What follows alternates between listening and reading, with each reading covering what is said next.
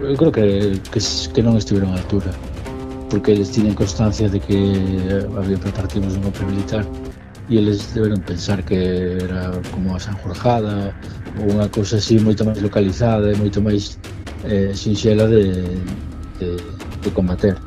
E ao cabo non era así. A sacaron da cárcel, levaron ao cementerio sobre as 12 xa da noite. Abriu unha porta, meteron adentro con unha silla diante dunha sepultura. Vele a su marido e lo tiene. Era un rapaz da época daquela, 1937, imagina, que visto como iba a cousa, intentaron escapar para Asturias. En o Portiño colleron un barco, pero os colleron nada máis. Lo cogieron y lo metieron en la cárcel y mi madre nos contaba que era duro, pues porque él decía que no se quería morir y que no se quería morir y que no se quería morir. Y lo fusilaron en el 37, tenía 19 años. Non pode ser que en pleno 2025 na cidade da Coruña haxa unhas sepulturas clandestinas con 300 persoas e que a sociedade o ignore.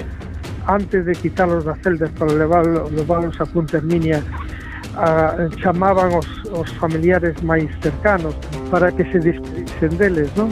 El conta como o desgarro aquela despedida pues, producía escalofríos, ¿no? Mi madre para entonces tenía 17 años y creo que volvió en un tren envuelta en un capote de un soldado. Cuando pasaba el revisor, ella que tenía el pelo cortito, pues se envolvió en el capote y no se dieron cuenta y llegó, volvió a su casa. Creo que Castelao é un dos puntos de partida para todo.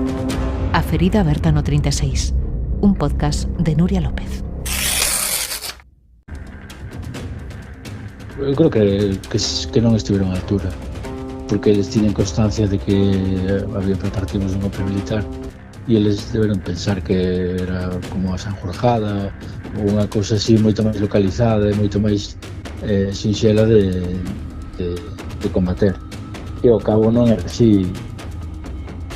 A sacaron da cárcel, levaron ao cementerio sobre as 12 xa da noite. Abriu unha porta, meteron adentro con unha silla diante dunha sepultura. Vele a su marido e lo tiene. Era un rapaz da época daquela, 1937, imagina,